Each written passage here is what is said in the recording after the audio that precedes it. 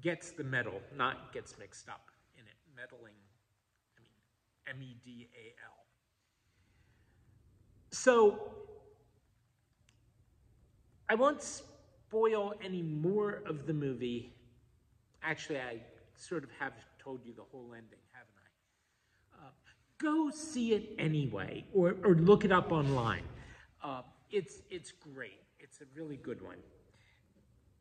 But until this past week, I sort of thought of that moment, the moment in the movie where he wins everything and still stands up for his conscience and for his faith. I thought of that as the high point of his life. This past week, I found out what happened to him after the Olympics. In 1925, he went back to China and joined his family out there in the mission field and continued working as a missionary.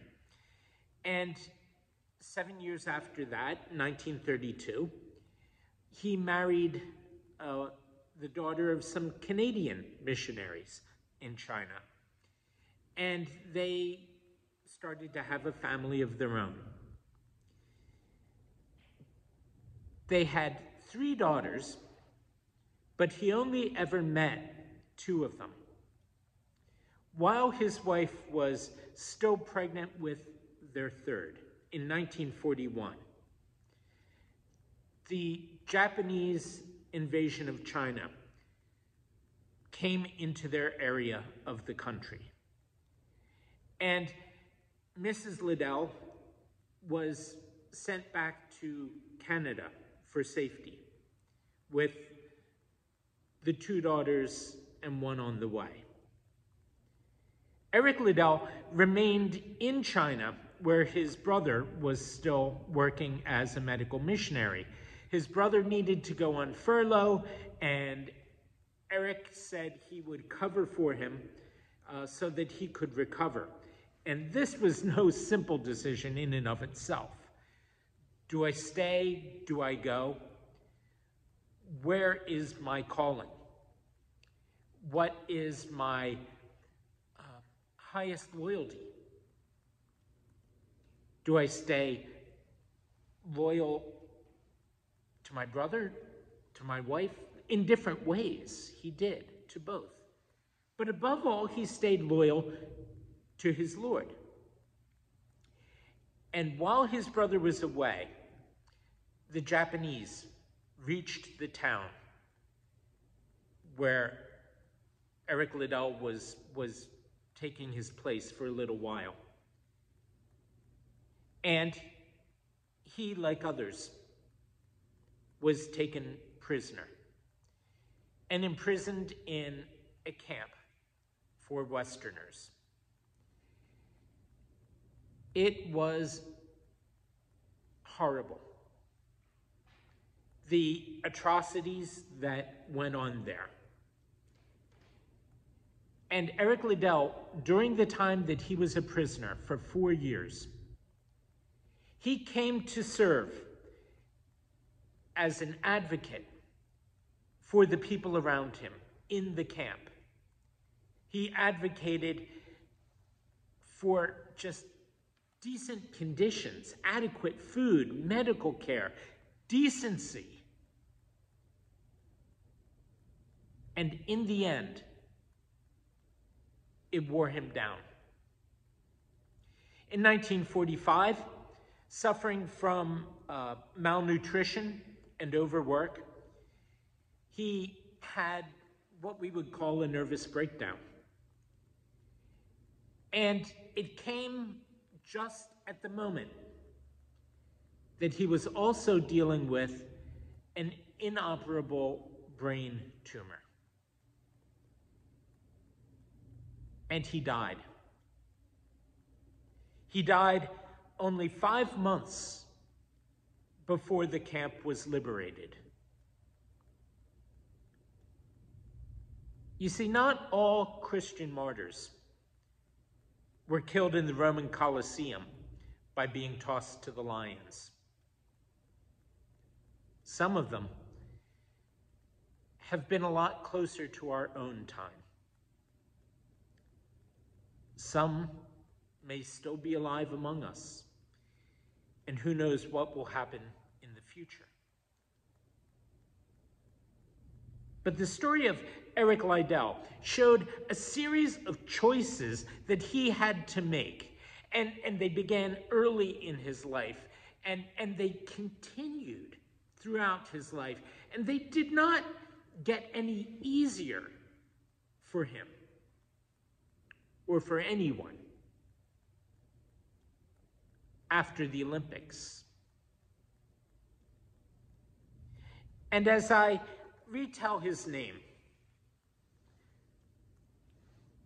what I want to emphasize is that if I had only seen the movie and didn't know about what followed, I would still be thinking of that one single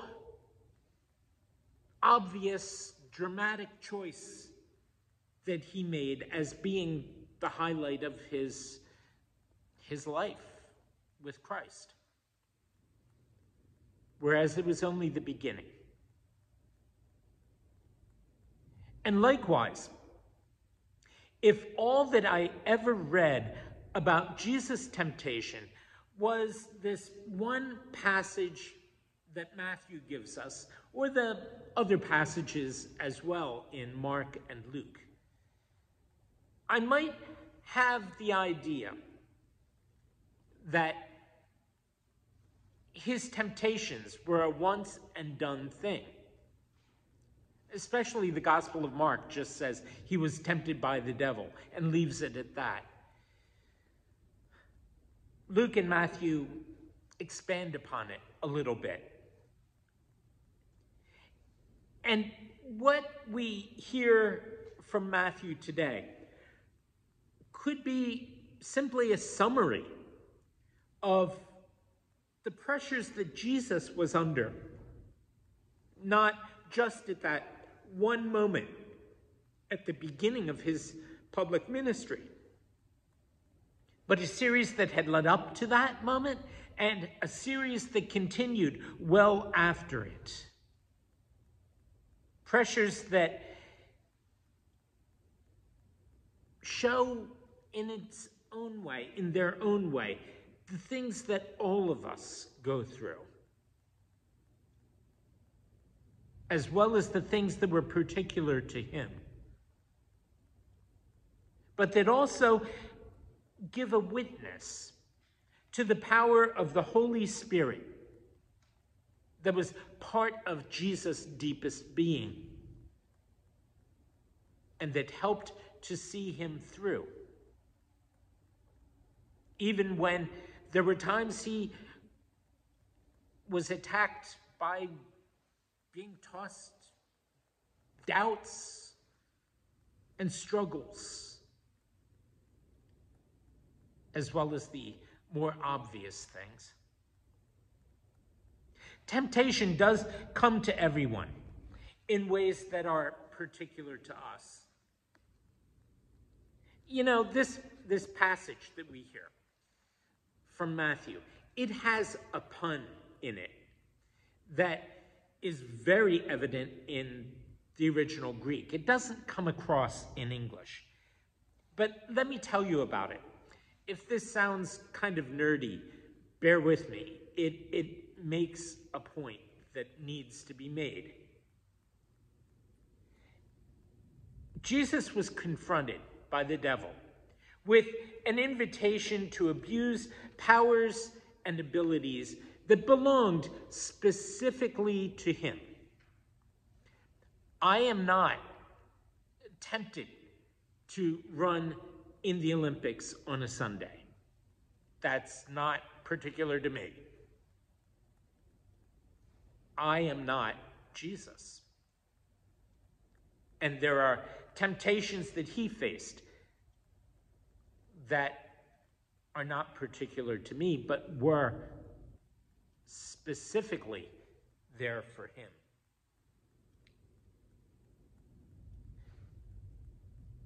But there are temptations that connect, and moments that overlap. And there are motives that all human beings face within themselves that have to do with our relationship to God and to ourselves and to the world around us. Matthew points those out. Again, in English, the tempter came and said to him, "If you are the Son of God, then command these stones to become loaves of bread." And said to him again, "If you are the Son of God, throw yourself down." And we get it. We hear that "if" as a way of trying to throw doubt out there, trying to throw out a challenge. If you are the Son of God, prove it to me. Prove it. Let me see what you can do. Now, in Greek, "if" is a short word, "a." And "you are" is a short word, "a." The same word. The devil comes at him and he says, not just "a," but "a." It's got a punch to it. If you are, if you really are, if you really and truly are the Son of God. The language doesn't just insinuate it. It doesn't just say something. It shouts it. If you are, buddy, who you think you are, then prove it to me. And there's a temptation.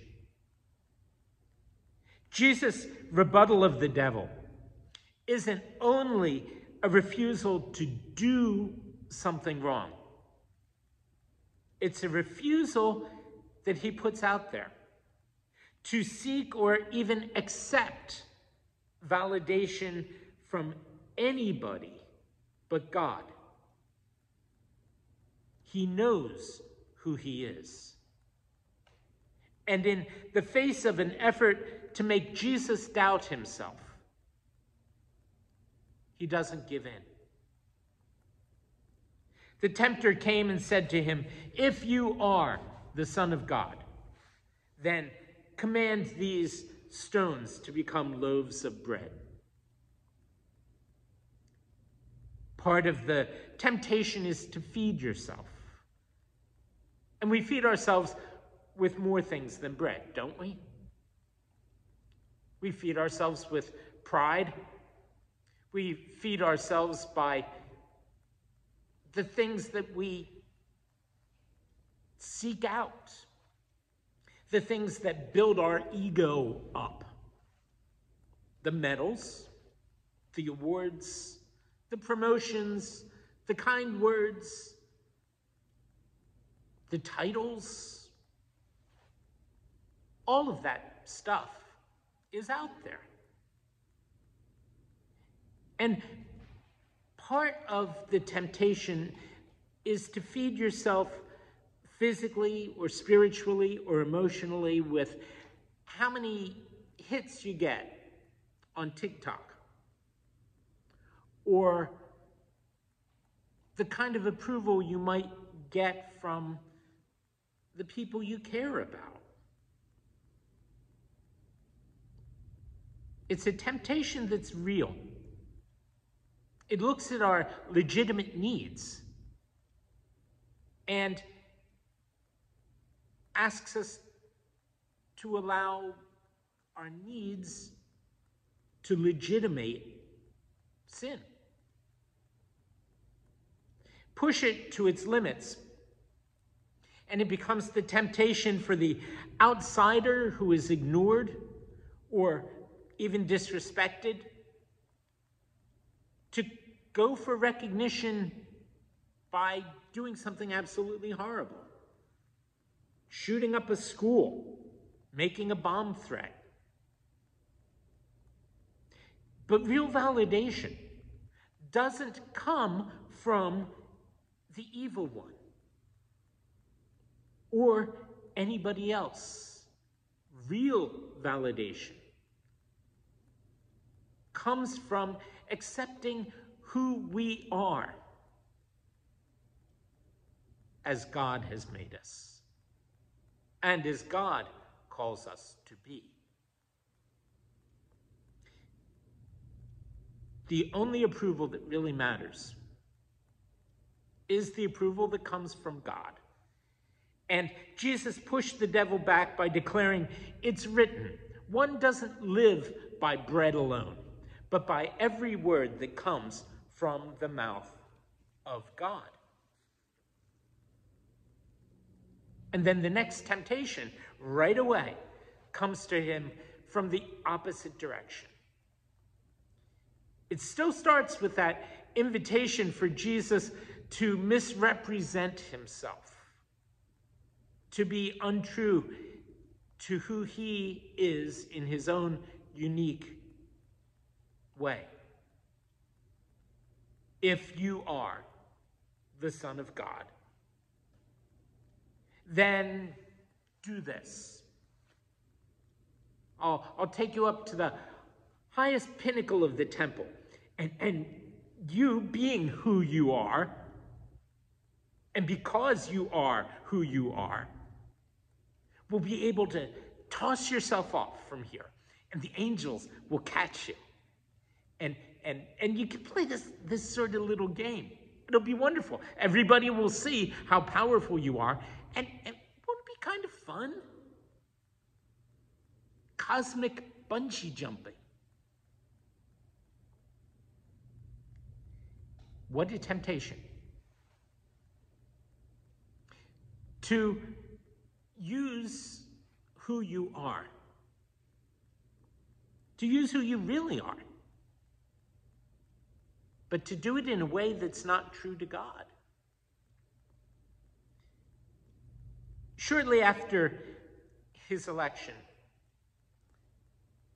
Pope Leo X is said to have remarked in a letter to his brother, Giuliano de' Medici, "Since God has given us the papacy, let us enjoy it." And then he proceeded directly to do that, and his actions scandalized all of Europe, including a German monk named Martin Luther, and had grave repercussions for Christianity in Europe. There was another monk 400 years after him, and he lived in Russia. His name was Rasputin. And he decided that since it's a part of God's glory that God is merciful, then it glorified God in a big way if you gave God big opportunities to forgive you. So Rasputin decided, I'm going to go out and I'm going to do all sorts of stuff. And when God forgives me, that's to God's glory. I'm just helping him out. No.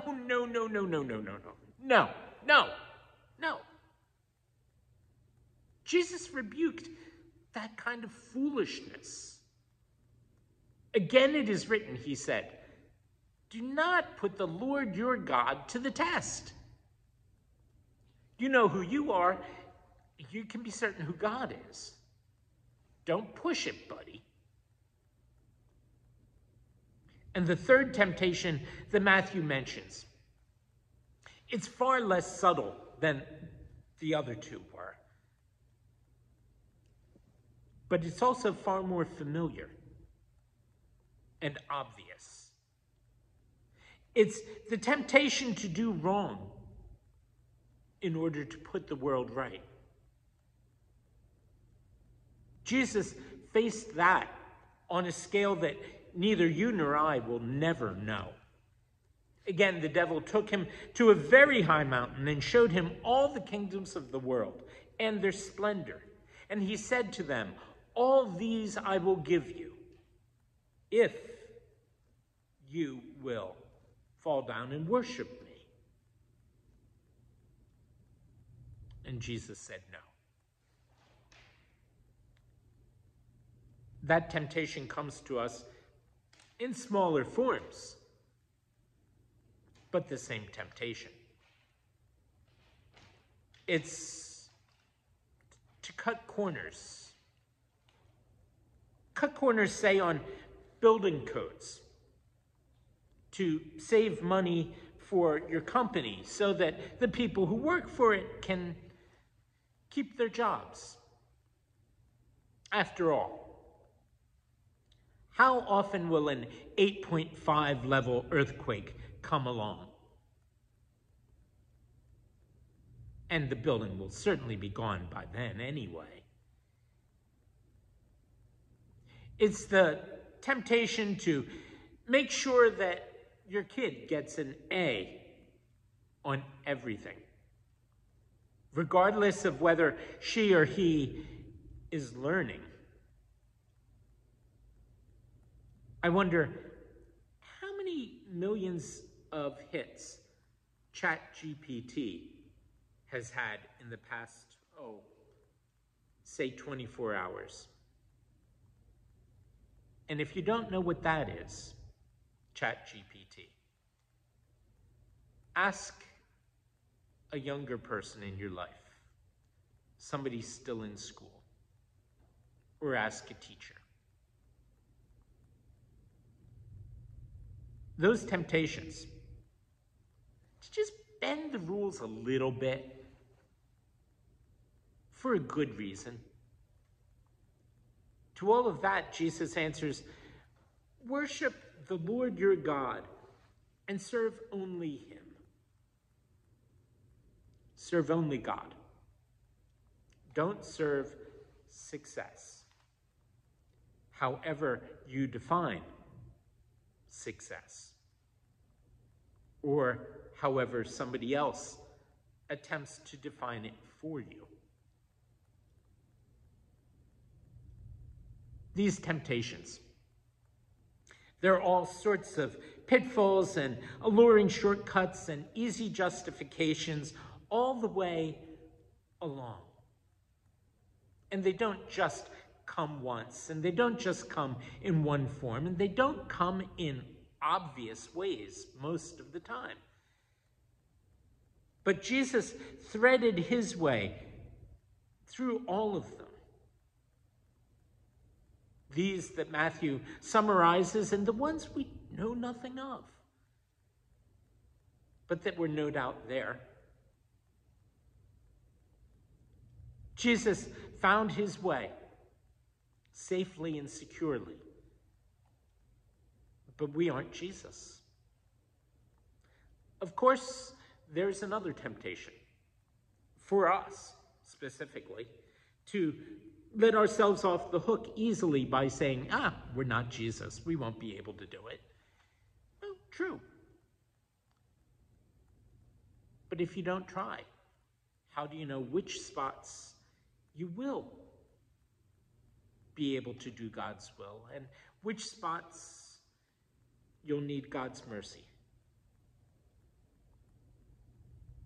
And that, of course, is what the middle verse of Amazing Grace is about. Through many dangers, toils, and snares, I have already come. 'Tis grace that hath brought me safe thus far, and grace will lead me home. It's faith. Faith in God's grace that gets us through. Because given all that we face, when we look at some of our own most difficult moments, our most difficult situations, there are times when it's clear after we've come through them and look back on them that it was only by the grace of God that we were able to live as who we are, God's beloved children, made in his image, forgiven, and given the Spirit of God. C.S. Lewis, no less than John Newton, saw that clearly. And he wrote a poem that he called Nearly They Stood, that says this: nearly they stood who fall. Themselves, when they look back, see always in the track one torturing spot where all by a possible quick swerve of will yet unenslaved, by the infinitesimal twitching of a nerve, might have been saved. Nearly they fell who stand. These, with cold after fear, look back and note how near they grazed the siren's land, wondering to think that fate by threads so spidery fine, the choice of ways so small, the event so great, should thus entwine. Therefore, I sometimes fear lest oldest fears prove true, lest when no bugle blew my mort, when skies looked clear, I may have stepped one hair's breadth past the hairbreadth bourne, which, being once crossed forever unawares, forbids return.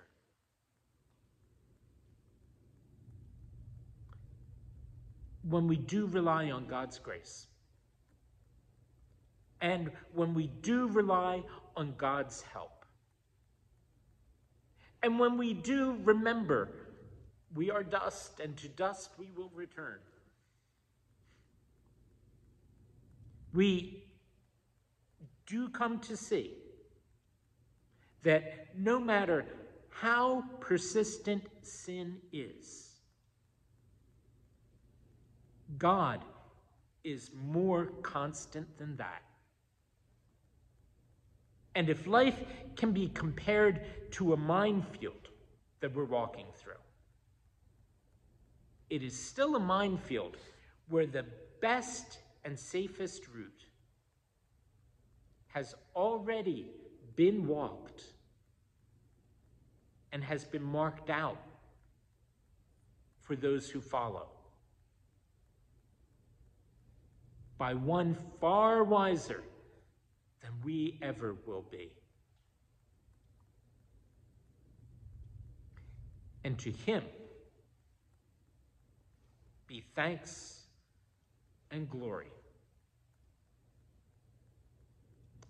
now and always. Amen.